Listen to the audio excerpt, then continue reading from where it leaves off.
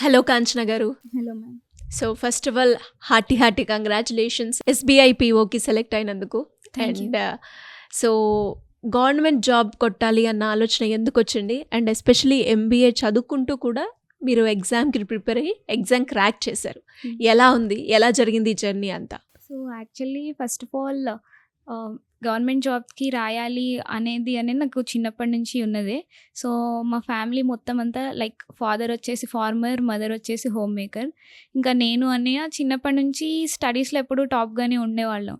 So మా parents మా కోసం చిన్నప్పటి నుంచి పడ్డ స్ట్రగుల్స్ కానీ వాళ్ళు ఎప్పుడు కూడా వాళ్ళకి నెక్స్ట్ స్టెప్ ఏంటి, ఎలా చదువుకోవాలి ఏంటి అనేది చెప్పేవాళ్ళు లేకపోవడం వల్ల వాళ్ళు ఈరోజు అక్కడే ఆగిపోయాం, ఫార్మింగ్ దగ్గరే ఆగిపోయాం అన్న ఫీలింగ్ వాళ్ళకి ఎప్పుడు ఉండేది. సో మా విషయంలో అట్లా జరగొద్దు అని వాళ్ళు ఎవ్రీ స్టెప్లో మా కోసం వాళ్ళు గైడెన్స్ ఇవ్వకపోయినా, అంటే వాళ్ళకి తెలియదు కాబట్టి చదువుకున్న వాళ్ళ వరకు మమ్మల్ని తీసుకెళ్ళడం, వాళ్ళ ద్వారా మాకు గైడెన్స్ ఇప్పించడం, అలా స్టెప్ బై స్టెప్ మూవ్ అవుతూ వచ్చాము. సో అట్లా ఆ ప్రాసెస్లో మాకు హైలీ రెస్పెక్టబుల్ జాబ్ ఏదైనా చేయాలి అంటే మాకున్న ఆప్షన్స్లో గవర్నమెంట్ జాబ్ బెస్ట్ అనేది నేను చిన్నప్పుడు డిసైడ్ అయిన ఫీలింగ్. సో 10th వరకు అంత నార్మల్గానే అయిపోయింది. ఇంటర్మీడియట్ నుంచి నేను కామర్స్. సో అక్కడ నుంచి నాకు కామర్స్ అండ్ ఫినాన్స్ ఈ రెండిటిపైన బాగా ఇంట్రెస్ట్ అనేది డెవలప్ అయింది. సో నేను ఆ ఇంట్రెస్ట్ని అలానే క్యారీ ఫార్వర్డ్ చేస్తూ నా యూజీలో కూడా నాది BCom finance VIT AP campus నుంచి నేను పాస్ అవుట్ అయ్యాను 2024లో. అండ్ ఆఫ్టర్ దట్ నాకు ఓన్లీ ఆ ఫినాన్షియల్ నాలెడ్జ్ సరిపోదు అనిపించింది. ప్రెజెంట్ ఉన్న టెక్నాలజీకి నా ఫినాన్స్ నాలెడ్జ్ని ఇంటిగ్రేట్ చేయాలని చెప్పి నేను అనుకున్నాను.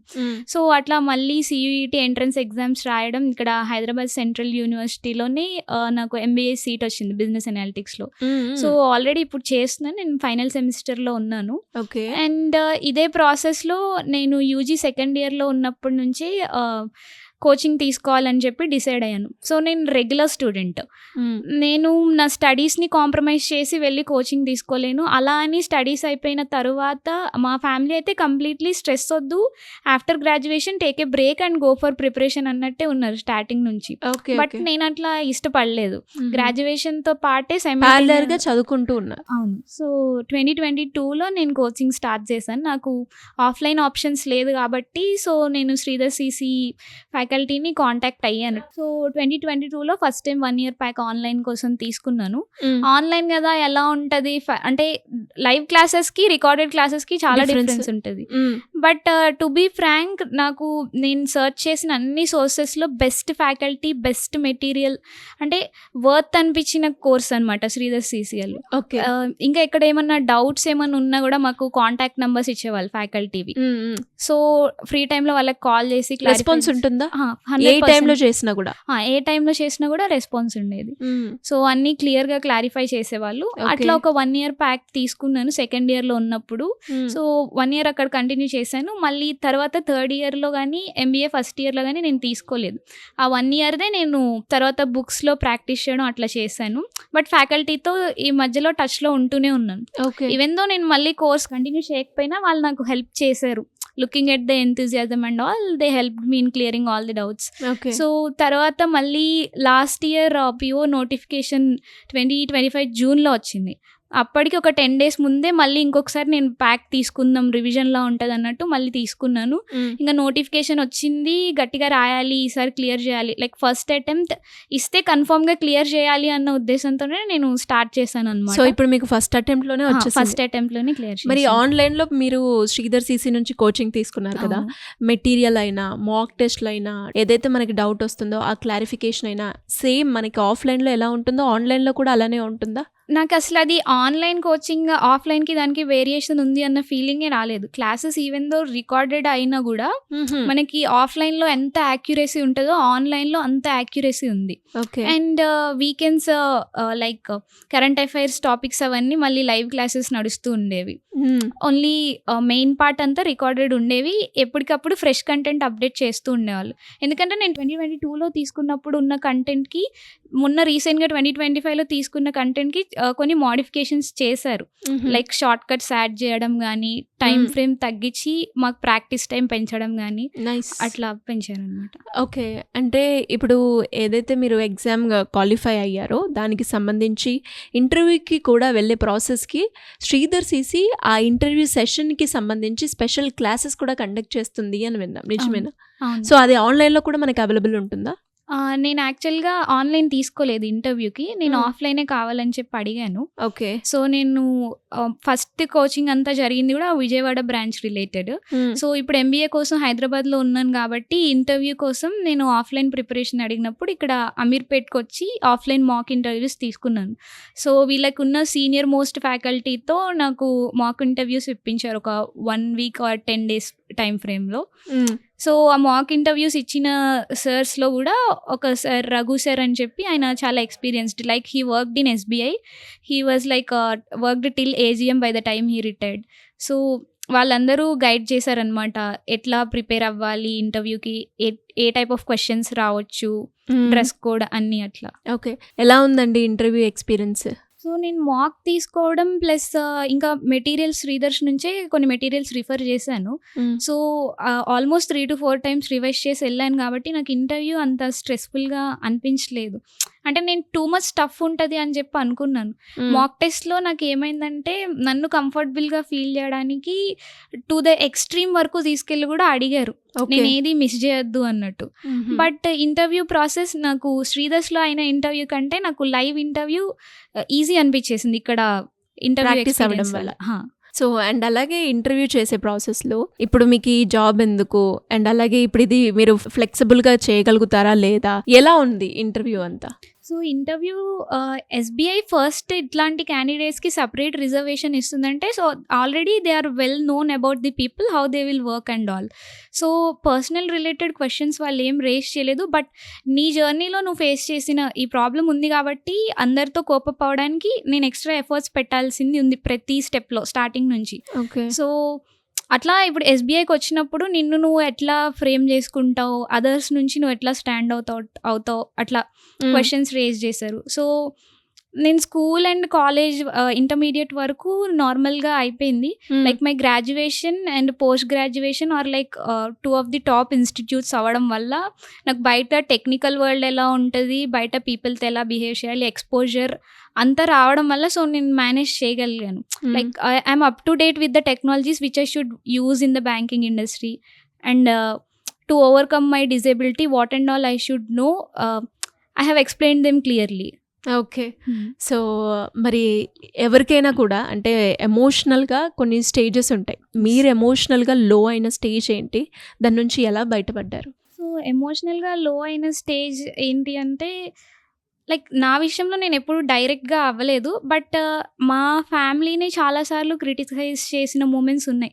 చిన్నప్పటి నుంచి కూడా ఎట్లా అంటే మా ఫ్యామిలీ ఎంటైర్ ఫ్యామిలీలో I'm the only kid who is having this kind of disability issues.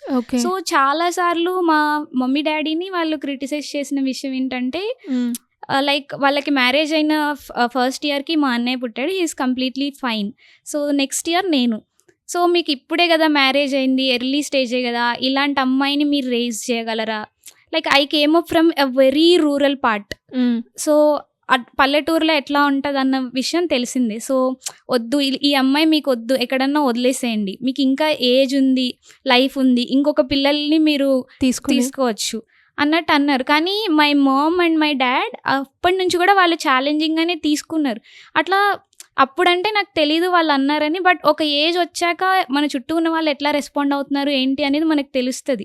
చాలాసార్లు మా సొంత ఫ్యామిలీలో ఉన్న వాళ్ళే సొంత రిలేటివ్సే అన్నారు అట్లా, అక్కర్లేదు ఈ అమ్మాయి మీకు, మీరు కాబట్టి పెంచుతున్నారు, మేమైతే ఎప్పుడో వదిలేసే వాళ్ళం లేదా మేమే చనిపోయే వాళ్ళం, అట్లా ఏదో ఒకటి అంటూనే ఉండాలి. కానీ మై మామ్ అండ్ డాడ్ వాళ్ళు అన్న ప్రతిసారి కూడా వాళ్ళు దాన్ని ఛాలెంజింగ్గా తీసుకున్నారు.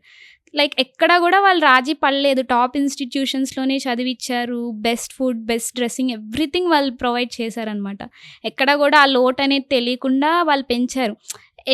మనకి తెలియకూడదు అని చెప్పి వాళ్ళు బయటకు చెప్పరు, కానీ ఒక ఏజ్ వచ్చిన తర్వాత మనకి వాళ్ళ ఫీలింగ్స్ అర్థమైపోతాయి వాళ్ళకి చెప్పకుండా. సో నేను కూడా నా వల్ల వీళ్ళు మాటలు పడుతున్నారు అన్న విషయం దానికోసం నేను బాధపడుతున్నాను అనేది వాళ్ళకి తెలియకుండానే మెయింటైన్ చేశాను ఇన్ని ఇయర్స్లో. సో వాళ్ళు అన్న ప్రతిసారి నేను ఒకటే డిసైడ్ అయ్యాను, I have to prove my self, I have to stand out of each and every kid who is in my family అన్నట్టు నేను డిసైడ్ అయ్యాను. సో అట్లా నేను డిసైడ్ అయ్యింది. మా ఫ్యామిలీలో ఇప్పుడు వరకు మా జనరేషన్లో ఎవరు లేరు గవర్నమెంట్ ఎంప్లాయీ, స్టేట్లో కానీ సెంట్రల్లో కానీ ఎవరు లేరు. So I'm the first kid of my generation who has got into central government employment. Super అండి, and you are true inspiration, no doubt. And especially చాలామంది కూడా అంటే ఫైనాన్షియల్ పరంగా అండ్ ఇలాంటి క్రిటిసైజింగ్ ఇవన్నీ కూడా వస్తూ ఉంటాయి. మరి దాని నుంచి ఎలా బయటపడ్డారు మీరు? ఎప్పుడైనా నాకు ఎమోషనల్గా వీక్ అనిపించిన ఫైనాన్షియల్ వీక్నెసెస్ కొన్నిసార్లు వచ్చాయి, బట్ ఎప్పుడు మా ఫాదర్ అవి నాకు కానీ మా అన్నయ్యకి కానీ తెలియకుండానే పెంచారు. లైక్ తెలిస్తే వీళ్ళు వీక్ అయిపోతారు చదువులో కానీ వేరే వేరే అయినా కాంప్రమైజ్ అయిపోతారు అని చెప్పి మాకు ఎప్పుడు ఆ ఫైనాన్షియల్గా స్ట్రెస్ ఉన్న విషయం మాకు ఎప్పుడు తెలియకుండానే పెంచారు. ఈవెన్ టుడే ఉన్నా లేకపోయినా మమ్మల్ని హ్యాపీగానే చూసుకుంటారు, అడిగింది ఏదైనా కాదనకుండా. బట్ అది మాకు అవసరం ఉంటేనే తీసుకొచ్చి ఇస్తారు, అడిగాం కదా అని ఏది పడితే అది తెచ్చి ఇవ్వరు. అండ్ ఇంకా ఎమోషనల్ సపోర్ట్కి వచ్చేసరికి నేను ఎక్కువ ప్రేయర్లో ఇన్వాల్వ్ అవుతాను. కొన్నిసార్లు నాకు లో అనిపించిన సొసైటీ అనే మాటల నుంచి లైక్ 24 ఇయర్స్లో నేను ఎప్పుడూ ఈ ప్రాబ్లం గురించి బాధపడలేదు అని అయితే చెప్పను, సిచ్యువేషన్స్ ఉన్నాయి. సో ఎమోషనల్ వీక్ అనిపించిన ప్రతిసారి నేను ఎంత క్రౌడ్లో ఉన్నా కూడా సైడ్కి వచ్చేస్తాను, ప్రేయర్ చేసుకుంటాను, లేదా యూట్యూబ్లో ఏమైనా షార్ట్ మెసేజెస్ పెట్టుకుని అట్లా వింటూ ఉంటాను.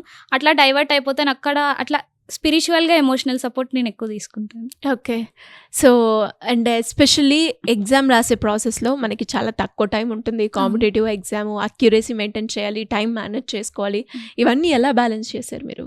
నేను మాక్ టెస్ట్ ఎక్కువ తీసుకునేదాన్ని. లైక్ ఒక పర్టికులర్ పర్సన్ని నేను స్క్రైబ్గా డిసైడ్ అయ్యాను. She is my brother's friend అనమాట. సో తనకి ఫ్రీ టైం ఉన్నప్పుడు లైక్ వీకెండ్స్ అట్లా మేము మాక్ ఇంటర్వ్యూస్ ట్రై చేసేవాళ్ళం. ఓకే. సో ఎప్పుడైతే నా స్పీడ్ని తను కూడా క్యాచ్ చేయగలుగుతుంది, we're able to go for an attempt which will be cleared అన్న కాన్ఫిడెన్స్ వచ్చిందో అప్పుడే మేము స్టెప్ తీసుకుని ఇయర్ రాయడం అనేది జరిగింది. ఓకే. అండ్ అలాగే ఒకవైపు చదువుకుంటూ ఇంకొక వైపు ఎగ్జామ్కి ప్రిపేర్ అవుతూ జాబ్ అయితే క్రాక్ చేశారు. ఎంతసేపు మీ ప్రిపరేషన్కి మీరు కేటాయించారు రోజు? సో ఇనీషియల్ 2 అవర్స్లో నాకు జస్ట్ బేసిక్ నాలెడ్జ్ కోసం అన్నట్టే నేను ప్రిపరేషన్ స్టార్ట్ చేశాను.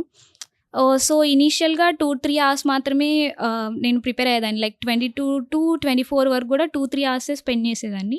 సో లైక్ 24 నుంచి నాకు మొన్న నవంబర్ 24కి అయిపోయింది ఇంటర్వ్యూ. అప్పటి వరకు కూడా నేను 5-6 అవర్స్ స్పెండ్ చేసేదాన్ని. ఎక్కువ నేను నైట్ టైం స్పెండ్ చేసేదాన్ని. నాకు మార్నింగ్ 9 to 6 కాలేజ్ అవర్స్ ఉండేవి. ఓకే. సో వచ్చిన తర్వాత 1 or 2 అవర్స్ రెస్ట్ తీసుకోవడం, మళ్ళీ నైట్ 1-2 అట్లా అక్కడ వరకు చదువుకోవడం, మళ్ళీ మార్నింగ్ 4 to 6 లేదా 5 to 7 అట్లా చదువుకునేదాన్ని. సో అండ్ ఇంకా ఎవరికైనా కూడా ఫ్రెషర్గా ఎవరైనా కూడా శ్రీధర్ సిసిలో జాయిన్ అవ్వాలి అనుకునే వాళ్ళకి మీరు రిఫర్ చేస్తారా? షూర్, డెఫినెట్గా నేను రిఫర్. ఒక 3 points చెప్పండి శ్రీధర్ సిసిలో మీరు రిఫర్ చేస్తారు అని చెప్పడానికి. అంటే okay, like the first point నేను ఎవరికైనా చెప్పేది best faculty, and the second point is like best content, third point is like మనకి ఒక బ్యాంకింగ్కి ప్రిపేర్ అవుతున్నాం కాబట్టి దీనికి మాత్రమే లిమిటెడ్ ఈ ఎక్స్టెంట్ వరకే క్వశ్చన్స్ ఉంటాయి, ఇక్కడ వరకే ఉంటాయి అనేది ఉండదు. మనం దేనికైనా వెళ్ళడానికి, దేనికైనా క్రాక్ చేయగలం అన్నట్టు వాళ్ళు టెక్నిక్స్ అనేవి మనకి నేర్పిస్తారు. లైక్ ఒక టాపిక్ మనకి ఇచ్చారంటే దాంట్లో 100కి 200% మనం షార్ప్ అయిపోతాం. ఎట్లాంటి క్వశ్చన్ అయినా మనం సాల్వ్ చేసేంత కేపబిలిటీ మనకు వస్తుంది. So faculty, content and moreover it builds confidence. Super అండి. 1 word about Sridhar CC. It's a good fit for all kind of examinations, even state, central or anything. Okay. It was great and congratulations once again. All the best for your future. Thank you so much. Thank you very much.